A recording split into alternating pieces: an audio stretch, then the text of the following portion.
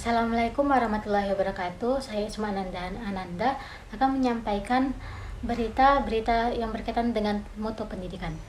Pertama, saya menampilkan berita mengenai kecurangan dalam pelaksanaan Asesmen Nasional atau AN. Dalam berita tersebut dijelaskan bahwa masih ada sekolah yang melakukan praktik curang, seperti memberikan contekan atau memanipulasi hasil tes. Hal ini menunjukkan bahwa integritas pendidikan masih lemah dan nilai seringkali dianggap lebih penting daripada proses belajar itu sendiri. Nah, berita kedua menunjukkan kasus kekerasan fisik oleh guru terhadap siswa. Kejadian seperti itu membuktikan bahwa masih ada guru yang belum memahami etika profesi dan tidak mampu membangun lingkungan belajar yang aman bagi siswanya. Berita ketiga membahas tentang kesenjangan fasilitas pendidikan di berbagai daerah. Masih banyak sekolah yang kekurangan guru, buku, teknologi, bangunan yang layak. Siswa di daerah terpencil akhirnya tidak mendapatkan kualitas pendidikan yang setara dengan siswa yang ada di kota. Nah, untuk itu, berita-berita tersebut menunjukkan bahwa mutu pendidikan di Indonesia masih menghadapi tantangan yang kompleks. Kecurangan dalam AN mencerminkan rendahnya integritas dan kualitas proses pembelajaran. Kekerasan guru terhadap siswa merusak rasa aman dan kepercayaan di sekolah. Kesenjangan fasilitas memperlihatkan bahwa kualitas pendidikan tidak merata.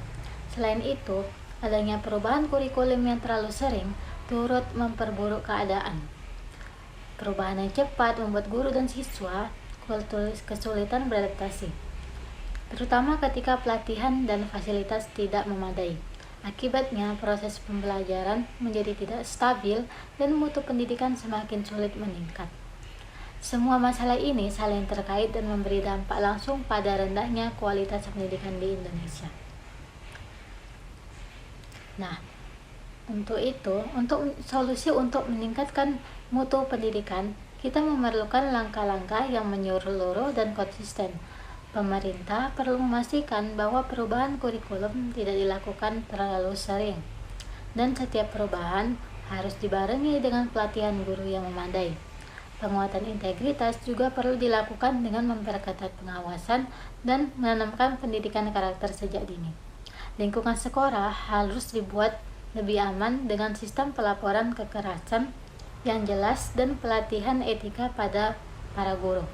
Pemerataan fasilitas penting terutama bagi sekolah di daerah terpencil yang masih tertinggal. Selain itu, pencegahan anak putus sekolah harus dilakukan melalui bantuan biaya, fasilitas, dan dukungan bagi keluarga kurang mampu. Jika semua upaya ini dilakukan secara konsisten dan tidak berubah-ubah, mutu pendidikan dapat meningkat secara bertahap dan berkelanjutan. Sekian yang bisa saya sampaikan terhadap materi kali ini.